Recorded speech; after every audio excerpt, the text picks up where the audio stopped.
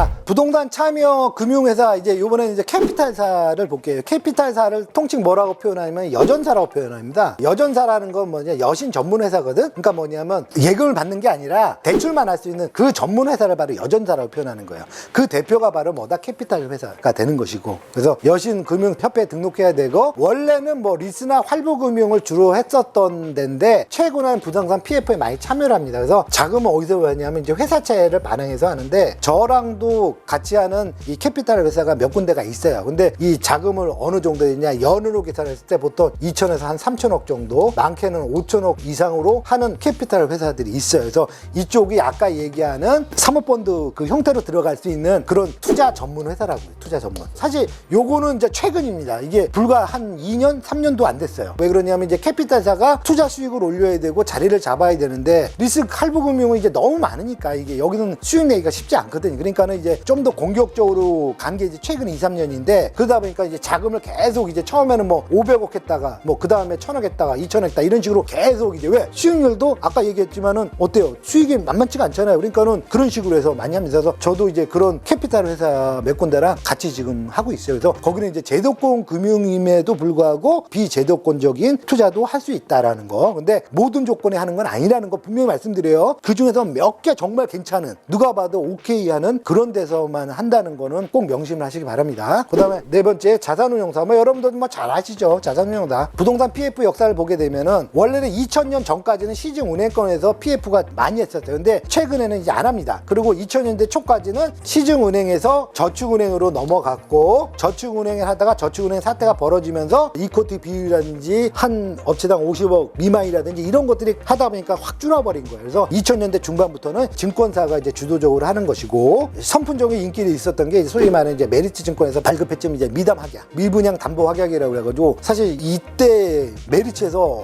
이것만 갖고도 거의 몇 조를 벌었어요. 근데 이제 좀 오해를 하실까 보는데, 미분양 담보 확약인데, 그러니까 미분양이 발생하면 모두 그걸 메리츠에서 다 떠넘겠다 이 뜻이거든요. 근데 모든 사업청에서 하진 않았어요. 그것도 정말 분양이 충분한 데다가 미담 확약까지 해가지고 그 당시에 거의 한 4% 정도를 받은 걸로 알고 있는데, 이러다 보니까는 메리츠 증권의 그 수익 극대화가 됐던 거예요. 이때 돈 진짜 몇 조 벌었다고 그러더라고. 근데 터지질 않았다고 그러더라고, 미분양 샀다가. 왜? 미분양이 안 날 만한 데다가 미담 확약까지 해버리고. 근데 그럼 왜 굳이 뭐 미분양이 나지 않는 사업장에서 굳이 미담까지 받은 시행사가 있나요? 했지만, 왜? 이 미담 확약이 들어오면 그만큼 판짜기가 너무 쉬워진 거예요. 미담 확약이 되니까 뭐 PF라든지 뭐 시공사 이거 선정하기가 너무 쉬워져 버리니까는 시행사에서 많이 했어요. 근데 이제 더 이상 이제 메리츠 증권의 미담 확약은 없습니다. 왜 그러냐면 메리츠가 종금이었을 때만이 이게 가능했는데, 작년인가 재작년에 이거 종금이 이제 반납이 됐잖아요. 그래서 지금 종금 면허를 갖고 있는 게 우리 종금인가 하나만 있는 걸로 제가 지금 알고 있어요. 근데 우리 종금은 그렇게 크게 하지는 않는 걸로 제가 지금 파악하고 있고요. 향후에는 어떻게 하냐, 자산운용사는 최근 약 280군데가 난립이 된 상태예요. 그러니까 사실 거의 2, 3년 사이에 자산운용사가 엄청나게 설립이 됐습니다. 이 자산운용사 설립 조건이 그렇게 녹록하지는 않은데 그래도 어떻게든지 막 생기더라고요. 근데 그러던 와중에 이제 작년, 재작년 이제 라임 오티머스 사태가 터지는 바람에 신뢰성이 아주 그냥 추락해버리는 그런 상황이 벌어진 거죠. 그래서 자산운용사가 부동산 PF 쪽에 많이 참여하려고 하다가 사실 이 부분 때문에 조금 주춤하고 있는 그런 상황이다라는 걸 말씀드립니다. 자, 증권사 PF는 이미 앞에서 쭉 배웠기 때문에 쭉 읽어보고서 핵심적인 것만 딱딱 집어서 설명을 해드릴게요. 자, 증권사 PF, 증권사 부동산 PF 대체는 통상 다음과 같이 나눠서 대주단을 구성한다. 이 대주단을 구성하는 주체가 누구다? 바로 증권사라는 얘기예요. 증권사에서 소위 말해서 대주단을 구성하면서 뭐냐면 주간 수수료를 받습니다. 보통 이제 2에서 3% 이렇게 받고서 대주단을 모집하는 거예요. 그래서 통상적으로 보면 선순위, 트렌 A, 그 다음에 중순위, 후순위에서 트렌 B, 트렌 C 이렇게 선정을 하는 거고요. 이때 선순위는 통상적으로 보험사, 캐피탈사, 중순위, 후순위는 이제 증권사, 저축은행 뭐 이렇게 한다고 되고, 이건 그러니까 참고적으로 보시면 되고요. 일반적으로 그러면 이제 금리는 몇 %대냐? 선순위는 통상적으로 보면 이제 5에서 6%대, 그 다음에 취급수수는 1에서 2%. 뭐 이거는 약간 좀 차이가 있어요. 왜 그러면 금리는 매월로 나가서 연으로 환산하는 것이고, 취급수수료는 건당 한 번 하는 거기 때문에 직접적으로 어떤 합산하기는 좀 어려운 건데, 통상적으로 그래서 다 합치면 한 뭐 7에서 8% 정도다 이렇게 보시면 될 것 같고, 후순위는 시장 금리에 따라 좀 차이가 있는데 보통 이제 6에서 8%, 중순위 같은 경우가 이제 보통 이제 8%, 그다음에 완전 후순위다 그러면 10% 이렇게 가죠. 그다음에 수수료는 이제 4에서 10%. 그래가지고 통상적으로 중순위가 있다. 선순위 같은 경우는 이제 금리 5에서 6%, 취급 수수료 1에서 2% 이렇게 가는 거고, 중순위 같은 경우는 이제 6에서 뭐 8%, 그다음에 4에서 6% 이렇게 가고, 후순위 같은 경우는 10 이렇게 가면 되는 거예요. 이거는 뭐에 따라 나눈다? LTV 비율에 따라 나눈다. 이렇게 보시면 돼요. LTV 비율이 높아지면 높아질수록 어떻게 해요? 리스크는 커지잖아요. 그러니까 그거에 맞는 보상으로 이렇게 높게 받는다라고 보시면 되는 거예요. 그러면 상한은 어떻게 하느냐? 당연히 상한 구도에서는 제일 먼저 선순위부터가 먼저 받는 거예요. 그래서 선순위가 가장 안정적이라고 하는 거는 뭐냐면, 중순위가 받으려면 선순위가 다 완료가 돼야지만 중순위가 내려가요. 그리고 중순위가 완료가 돼야지 후순위가 내려가는 그 구조다 보니까는 리스크 차이가 확 나버리는 거예요. 그래서 이렇게 참고적으로 하시면 됩니다. 예전에 메리츠 증권 같은, 메리츠 종금이었죠, 종금. 예. 그 같은 자체 수익을 극대화하기 위해 가지고 선순위에 대한 미분양 담보 가격을 했다. 그러니까 이것은 뭐냐면, 만약에 분양률이 조조했을 때 PF 대출이 상환되지 않으면 미담 합약을 한 메리츠 증권에서 대주단의 모든 채무를 안고 이거 채권을 인수한다, 뭐 이런 합약이에요. 근데 일종의 보험이죠, 보험. 그러니까는 시행사업에서 이런 대주단 보험이 있다라는 거는 이거 상당한 메리트거든요. 그래서 이것 때문에 사실 그 당시에 뭐 엄청나게 미담 합약이 됐었고, 그 당시에 퍼센테이지가 4%, 근데 현재는 이제 종금 면허가 없어지면서 이제 사라져 버렸어요, 지금은. 그래서 지금은 미담 합약이라는 이런 것들은 시중에 상품이 없습니다. 그다음에 선두는 이제 영문하면 이제 시니어 트렌치라고 표현하는 거고요. 후순위 그럼 이제 주니어 트렌치라고 얘기하는데, 요거는 여러분들이 좀 보셔야 됩니다. 선순위는 한도 대출이에요. 한도 대출이란 건 뭐냐면, 예를 들어서 만약에 선순위 대출이 500억이다 라고 했을 때 500억을 다 넣어주진 않아요. 이 중에서 예를 들어서 350억을 대출을 해주고 나머지 150억은 키핑을 해요. 키핑을 한다는 건 뭐냐면 이제 마이너스 통장 개념으로서 이거는 빼놓는 거예요. 이거를 대출을 해주는 게 아니고, 그래서 나중에 현금 흐름표를 봤을 때 어디가 구멍이 날 것 같다면 그때 가서 메꿔주는 역할을 하는데, 통상적으로 이것까지 다 쓰진 않아요. 현실적으로 이거는 거의 안 써요. 만약 이걸 썼다라고 한다면 정말 거기는 이제 분양이 안 되는 사업장이다 라고 보시면 되고요. 통상적으로 어느 정도 분양이 괜찮다라고 한다면 이건 사실 거의 쓰질 않습니다. 왜 그러면 이것만 갖고도 충분하기 때문에.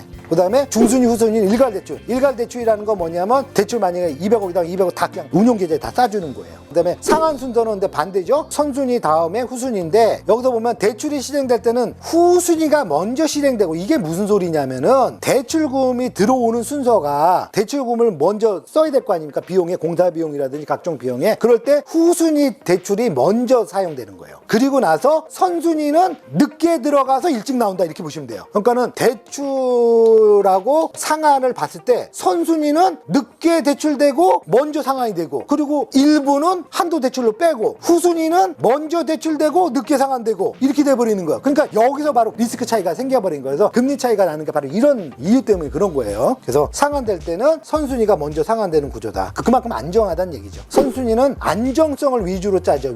위주로. 그러니까 이제 LTV 리스크 통상적으로 보면 뭐 물건에 따라 지역에 따라 차이가 있는데, 뭐 50에서 60%대, 서울에서 뭐 강남이다 그러면 조금 뭐 한 65%대 이런 식으로 안정성을 위주로 가는 것이고요. 후순위는 이제 안정성보다 이제 수익성을 높여주는 거죠. 그러니까는 하이 리스크 하이 리턴. 그렇다가 또 너무 리스크 있는 건 또 하지도 않아요. 그러니까 여기서 판단하는 거는 LTV 비율이 조금 이제 높은 건데, 뭐 70% 후반대 80%대까지 간데, 만약에 이게 뭐 완판이 충분하다라고 하는 데는 이렇게 들어가지, 만약에 완판도 안 될 것 같다라고 LTV 80% 이렇게 들어가진 않아요. 절대 증권사들이 그렇게 녹록한 데가 아니기 때문에 무조건 다 들어간다 그렇게 생각하면 큰 오산입니다. 자, 넘어가고요.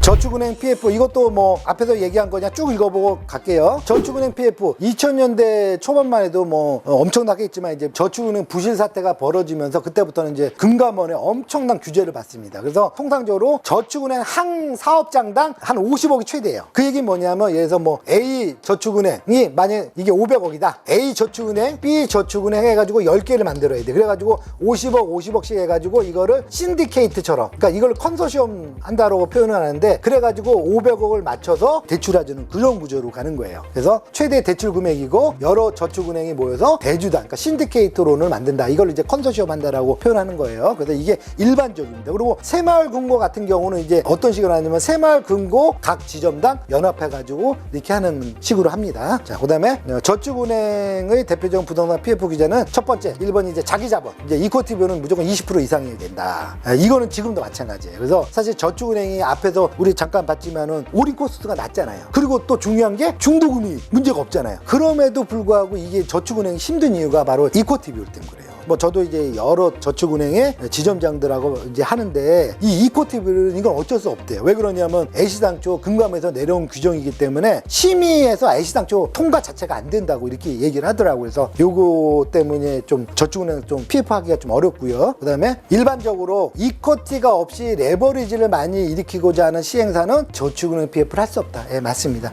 그래서 이런 데가 어디서 한다? 이제 증권사를 가는 이유가 바로 그거예요. 증권사는 아무래도 이코티 비율이 저축은행이나 새마을금고에 비해서 많이 했고, 그 다음에 또 여러 가지 금융구조를 짤 수 있는 그런 방법들이 있다 보니까. 근데 저축은행은 금감원의 규제이기 때문에 하기가 어렵다. 이렇게 보시면 돼요. 그래서 장점은 아까 얘기한 대로 저렴하다. 올인 코스트가. 요즘 뭐 얼추 얘기 들어보니까 뭐 8%대까지도 가능하다는 얘기를 하더라고요. 근데 아시겠지만 이거는 매몰 비용이라고 그랬잖아요. 매몰 비용. 은행 이자는 매몰 비용이라고 그랬잖아요. 그러니까 매몰 비용이란 건 그냥 나가는 거예요. 다시 들어오는 게 아니란 말이에요. 그러니까는 어떻게 보면 이제 시행사에서 어느 정도 자본이 좀 있어 내가. 그런데 이 매몰 비용을 줄이고 싶다. 그럼 저축은행 가서 하면 되는 거예요. 대신에 저축은행이 이제 제가 얼마 전에 이제 지점장 미팅했는데 뭐 1,000억까지도 가능하다고는 얘기를 하는데 사실 1,000억까지는 이게 뭐 쉽지는 않은 거로 알고 있는데 뭐 2,000억, 3,000억짜리다. 그러면 그거는 저축은행 새마을금고에서 할 수 있는 사이즈가 아닙니다. 그건 어쩔 수 없이 증권사로 가야 돼요. 그러다 보니까 이제 통상적으로 저축은행 새마을금고는 보통 이제 1,000억 미만, 그러니까 가장 좋은 건 한 300억에서 한 7, 800억 정도면은 굳이 증권상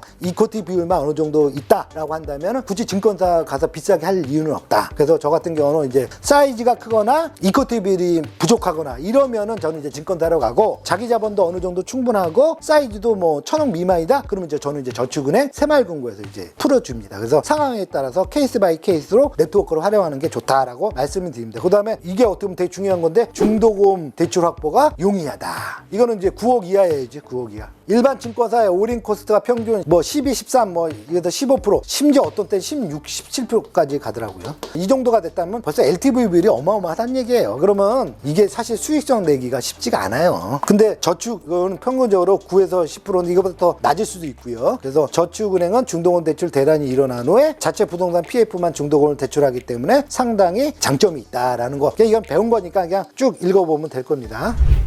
다음 페이지로 가면요. 저축은행 부동산 PF와 일반 증권사 부동산 PF의 차이점. 자, 이거는 좀 배우셔야 돼요. 저축은행 부동산 PF는 준공 후의 건물 가치가 중요해요. 왜 그러느냐? 중도금 대출한 이후에 어떻게 잔금으로 전환하느냐의 차이점이거든요. 그러니까는 저축은행이 부동산 PF를 하는 거는 PF에서 정산해서 끝나는 걸 목적으로 하지가 않아요. 뭐냐 하면 PF 대출이 있죠. 그럼 이 PF 대출을 리파이낸싱 해주는 게 뭐냐 하면 소위 말해서 중도금 대출이에요. 그럼 중도금 대출이 들어가줘야 그걸로 이제 상환 구조를 짜기 때문에, 그러면 이제 중도금 대출은 뭐로 들어가느냐? 바로 잔금 대출로 들어가는 거예요. 그렇기 때문에 저축은행에서는 뭐냐면 중공업 건물의 담보 가치를 평가합니다. 그렇기 때문에 예를 들어가지고 개발을 했어. 500억의 가치가 돼. 근데 이 중에서 PF를 300억을 대출을 해. 그럼 이 300억이 PF로 상환되는 게 아니라 여기다가 중도금을 해서 리파이낸싱 해주고, 그리고 최종적으로 잔금으로 리파이낸싱 해줘가지고 이 건물이 완료되면은 여기에 대한 잔금으로 300억의 대출을 유지하는 이런 형식으로 짜지는 거예요.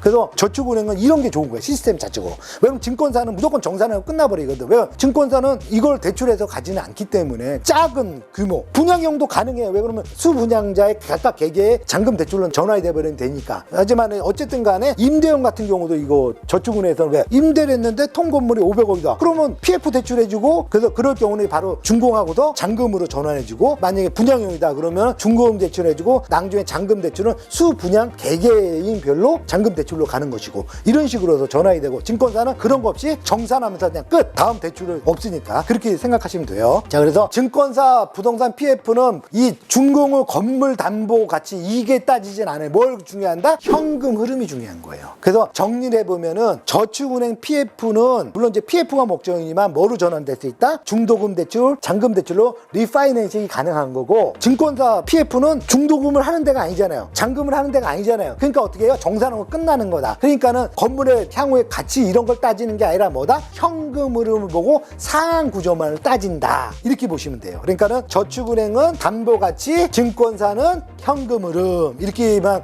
딱 키포인트를 갖고 가시면 여러분들이 이 대출 구조 짜실 때 딱 기준이 될 수 있다, 이렇게 말씀을 드리는 겁니다. 자, 그다음에 저축은행은 준공후 건물 가치가 대출금을 상환하기에 충분한가를 평가하고, 증권사는 현금, 왜 상환을 해야 되니까 현금으로 한다. 따라서 사업 타당성 보고서도 각각 달라요. 저축은행은 해당 건물의 담보 가치를 평가한다. 그러니까 쉽게 말해서 감정평가범위 작성하는데, 이걸 뭐냐면 개발 후 감정을 합니다. 개발 후 감정. 그러면 개발이 다 되고 나서 감정 가치가 얼마냐를 감정평가 법인에다 의뢰를 하는 거예요. 그래서 만약에 500억이 될 것 같다, 그러면 내가 거기 LTV로 60% 잡아서 300억 대출한다, 이런 식으로 나가는 거예요. 현재의 가치 감정을 해봐야 의미가 없어요. 개발 후 감정이 중요한 거예요. 왜? 개발 후 가치가 나와줘야지 되는 거니까. 근데 증권사는 사업 타당성 보고서를 이렇게 하지 않아요. 어떻게 해요? 현금으로가 대출 상환 가능성에서만 하기 때문에, 이때는 뭐예요? 회계 전문 회사에서 회계 분석을 해주는 거예요. 그래서 저축은행은 감정평가법인에서 보고서를 받고, 증권사는 회계법인에서 받는다. 이게 차이점인 겁니다. 왜 그런지 말씀을 드렸죠? 왜? 보는 관점이 다른 거예요. 그 다음에 최근 저축은행 PF 현황을 보게 되면은, 최근 이제 증권사 불황이라는 건, 이거는 뭐냐면 이제 앞에서 얘기했던 뭐 전단체 시장의 일시적인 충격, 뭐 이런 것들 때문에 또 소규모 개발들이 많이 벌어지거든요. 그래서 여러분들 개발하면 뭐 예를 들어 강남, 여의도 대로변에 뭐 몇천억짜리 이렇게 생각하기가 쉬운데, 그건 또 있지만은 그거보다 훨씬 많은 숫자는 소규모 개발. 그러니까 예를 들어서 뭐 500억, 700억 이런 식으로 해가지고 8층, 10층짜리 이렇게 하는 개발들이 상당히 많아요. 그래서 그런 거가 이제 포커스를 맞춰서 한다, 그렇게 보시면 돼요. 그래서 그쪽으로 이제 많이 활성화가 되고 있다. 다시 한번 얘기하자면 자기 자본이 20% 이상이어야 되고, 통상적으로 보면은 뭐 100억에서 300억인데 요건 조금 변동돼 가지고요, 300억에서 뭐 1000억까지도 가능하다 그러는데, 실제로 1000억은 제가 해본지를 못했어요. 왜 그러면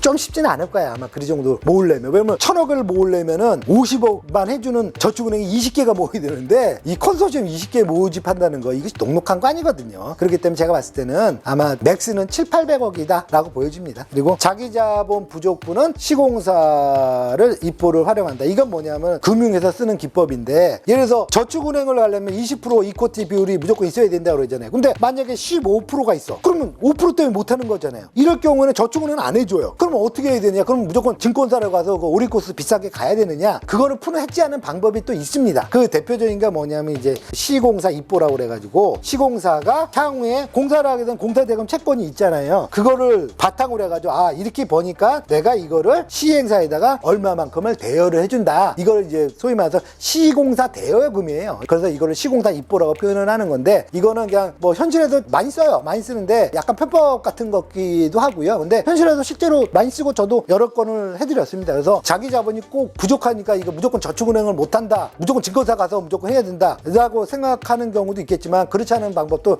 여러 가지가 있습니다. 그렇기 때문에 정 궁금하고 그러면은 문의를 주시면은 제가 충분히 시공사가 그거에 대해서 입보를 해주는, 물론 이제 입보를 그냥 하진 않죠. 당연히 이제 공사비가 이제 올라가야 되는 것도 있고요. 예. 그런 방법이 있다라는 거 정도만 그냥 알고 계시면 됩니다. 그리고 최근에는 무조건 저축은행에서 새마을금고도 마찬가지지만 무조건 관토해야 돼요. 그리고 요즘은 책중까지도 요구해요. 왜 그러냐면 한 5, 6년 전만 해도 분양형 관리신탁으로 해가지고 그걸 하다 보니까 문제가 팡팡 터져버렸어요. 그래가지고 요즘은 관리형 토지신탁으로 해가지고 관토를 해가지고 신탁사에서 아주 철저한 관리를 받게 합니다. 그리고 그걸로도 부족해가지고 어떻게 하냐? 시공사 못 믿겠으니까 신탁사에서 책임 준공을 해줘라. 그래서 신탁사 책중을 요구하는 사례들도 벌어져요. 그래서 무조건 저축은행 PF, 새마을금고 PF는 무조건 기본적으로 관토 플러스 책중까지도 된다. 그리고 거기다 플러스 하도급 직불제, 하수급이죠, 정확하게는. 왜 그러면 이제 원청에서 하청한테 자금을 안 내려줘가지고 공사를 중지하는 사례들이 왕왕 벌어지다 보니까는, 아예 원청을 빼버리고 그냥 하청에다가 계절 번을 받아가지고 거기다 그냥 직불로 내려간다. 그래서 이게 바로 하청 직불제거든요. 그래서 이런 걸 또 씁니다. 그래서 그 얘기는 뭐냐면, 그만큼 공사를 할 때 책임 준공의 어떤 의미가 커졌다, 이렇게 보시면 돼요. 그만큼 이제 저축은행, 새마을금고에서도 아주 자금 관리에 대해서 디테일하게 꼼꼼하게 체크를 하고 있다라고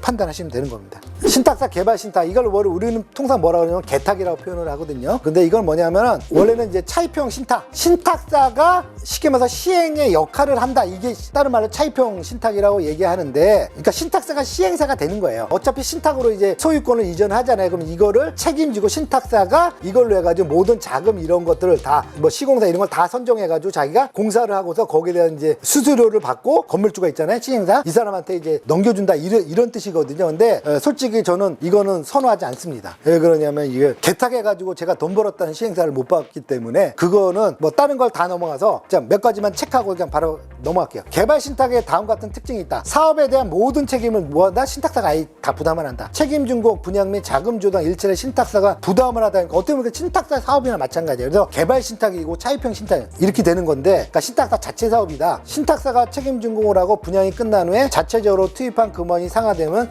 사업권을 시행사에게 이전해준다. 토지에 대해서 어쩌고저쩌고 한다. 뭐 넘어가시고요. 뒤에 보면은 신탁사 개발 신탁의 단점은 잘못하면 토지를 완전히 신탁사에 빼앗기는 사태가 벌어진다. 이게 표현이 조금 강력한 표현인데 약간 완화를 하게 되면은 신탁사 같은 경우는 분양률이 나빠버리면은 신탁사는 본인들이 자금을 해서 본인들이 모든 걸 다 했잖아요. 그러니까 본인들 걸 먼저 빼야 될 거 아닙니까? 그러니까 어떡하냐? 부동산 펀드나 리츠에다가 그냥 통 매각을 해버리는 거예요. 그러니까 쉽게 말해서 분양률이 좀 저조하다. 그러면 할인 분양을 때려서 좀 기다리고 해야 되는데 불안하니까 어떻게 해요? 그냥 이거를 통 매각을 해버려요. 결국은 뭐냐? 개발 끝나고 나면 시행사는 남는 게 없다. 신탁사는 어차피 개발 신탁 수수료를 받거든요. 한 4% 정도 되는 걸로 알고 있는데 그거를 받고서 어쨌든 판 짜고서 이게 분양이 잘 안 될 것 같다. 그럼 이거를 그냥 원가에다 통 매각을 시켜버린단 말이에요. 그 얘기는 뭐냐? 자기는 손해는 안 보죠. 대신에 뭐는 없어져요? 통 매각하면서 원가가 줄어든다는 건 뭐냐면 시행사의 수익은 다 없어진다고 보시면 되는 거예요. 이제 이런 일들이 왕왕 벌어졌어요. 뭐 지금도 그런지는 모르겠는데, 그래서 저는 신탁사 개발 신탁은 추천을 하질 않아요. 저는 하지도 않아요. 그래서 주변에서 뭐 자금이 부족하니까, 그 다음에 경험이 없으니까 신탁사에 개발 신탁을 해보는 게 어떻겠냐라고 저한테 이제 문의를 들어왔는데, 저는 미안합니다, 그건 하지 마세요라고 얘기를 하는 이유가, 잘 되면 문제가 없는데 잘못돼서 분양률이 저조한다 그러면은 시행사는 거의 남는 게 없다라고 보시면 돼요. 왜 그러면 신탁사 자기 돈을 다 빼야 되기 때문에 상한을 먼저 하는 게 일단 우선순위이기 때문에 시행사가 사업을 진행할 때의 어떤 수익성 있잖아요. 뭐 10%가 됐든 15%가 됐든 이것들이 다 통매각을 하면서 없어져 버린 그런 형태가 왕왕 벌어졌어요. 모든 개탁 사업장이 그런 게 아니고 그런 사업장의 일부가 있었어요. 그렇기 때문에 개탁은 솔직히 추천하지 않습니다. 그래서 가능하시면은 개탁 말고 또 다른 방법으로도 얼마든지 풀 수 있는 방법이 있으니까는 다른 걸 먼저 검토를 해보시고, 그래도 할 게 정 없다라면 그때 가서 한번 이 개발 신탁을 한번 검토를 해보시기를 그렇게 추천을 드립니다. 자,